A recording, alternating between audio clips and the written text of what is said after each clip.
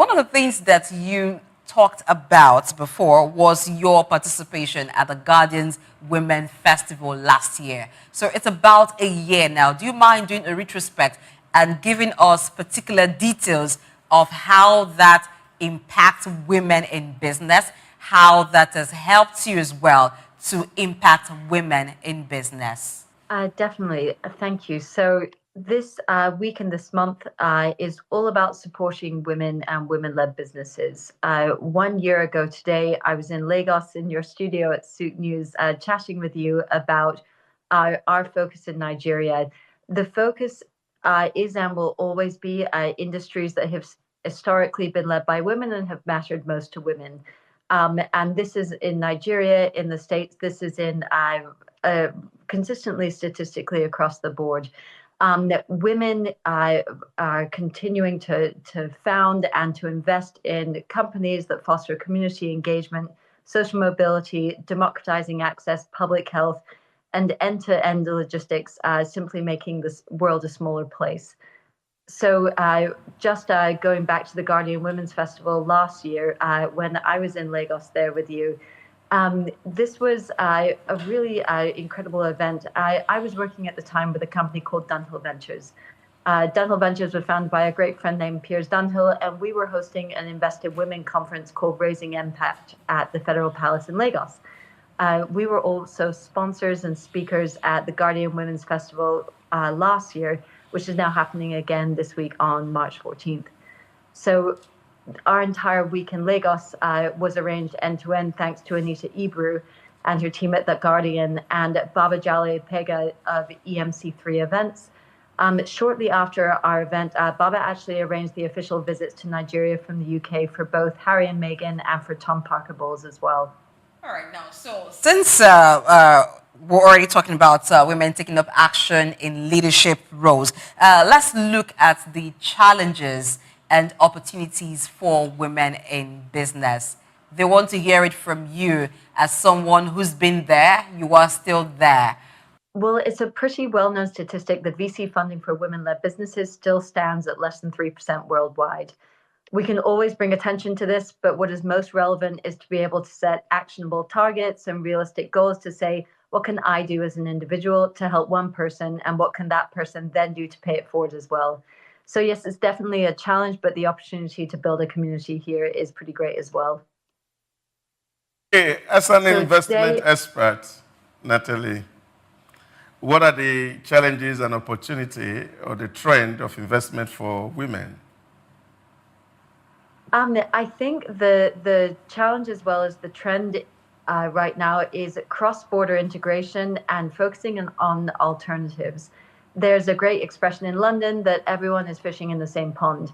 And this makes absolutely no sense because there are so many scalable opportunities to look at for investors to diversify their portfolios by building partnerships abroad in new markets, particularly when changes in valuations make it challenging for them to rely on consistent ROIs from traditional channels for them.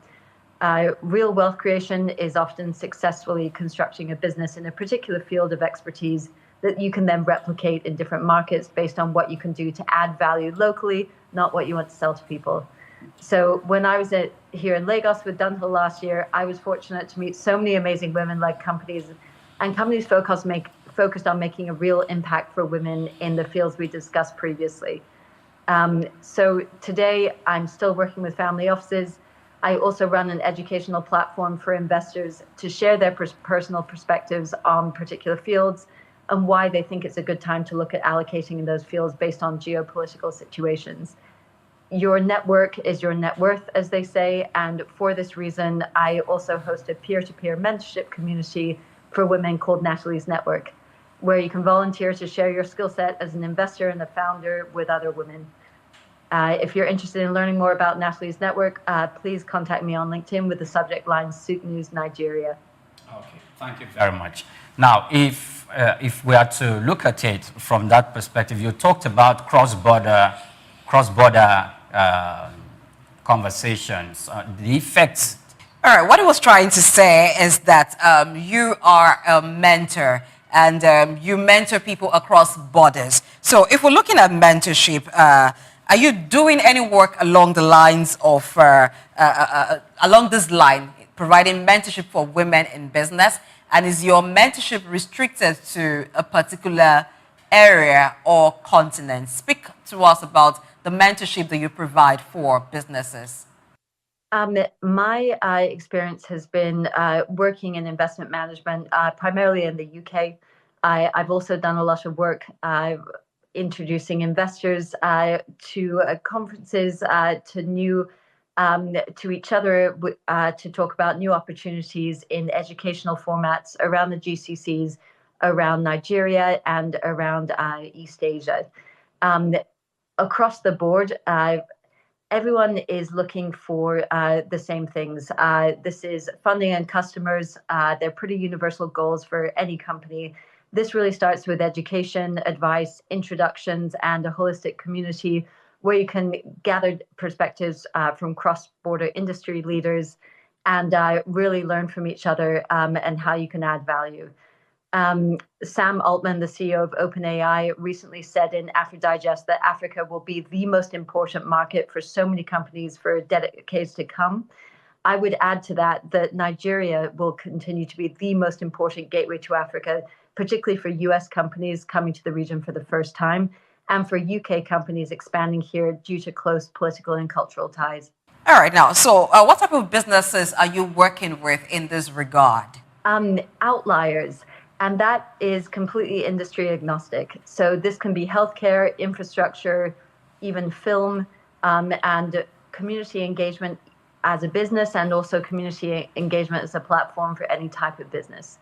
So the most important thing is to find how we can support women from the ground up, whether they're building a company as a founder or they're looking to share their perspective as an educator from being there, doing that themselves. So have there been some Nigerian businesses that you've worked with over the last 1 year? Nigerian women-led businesses. Yes, so I would like to take that time to jump back to my time at the Guardian Women's Festival and also the Raising Impact Invest in Women Summit that we hosted this week last year. We spoke to some incredible companies, equally so companies looking to enter the Nigerian market, and also companies in Nigeria at growth stage that were looking to expand out to new regions. A shout out to a few companies that we spoke to during that time that are continuing to expand today. There's Ali Young from the Game Herds. This is the world's largest gaming community for women. This company was coming from the US and already at least 10% of its market share is in Nigeria.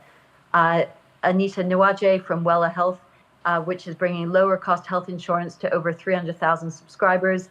A health insurance company reaching a new market has an obvious exit strategy. So that's something that's very easy to look at. Ashley and Sam Emanuel from Semicolon, who created an upskilling course marketplace focused on local knowledge in Nigeria and attracting regional talent. And Mamadou Toure from the Ubuntu tribe, who was democratizing the tokenization of gold assets. Okay, so earlier you mentioned that if women or women-led businesses want to reach out to you for mentoring, they could reach out to you on LinkedIn with the subject Souk News.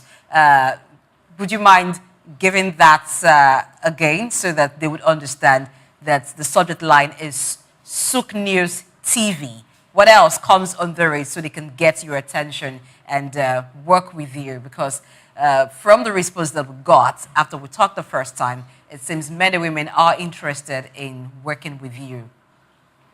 Thank you. It would be great if you could reach out to me on LinkedIn with the subject line Souk News, Souk TV News Nigeria, and just tell me a little more about your business and what you're looking to accomplish over the next year. Okay, so Natalie is Souk News TV. Once they put the subject line as Souk News TV, you definitely know that they saw you and they saw you on Souk News TV and they want to work with you. That would be great. It's great talking with you, Natalie Torin of Natalie's Network. So for all women who are doing business and looking for someone to hold their hand and walk them through the roads, yes, Natalie is offering to do that, and you can take her up on that offer.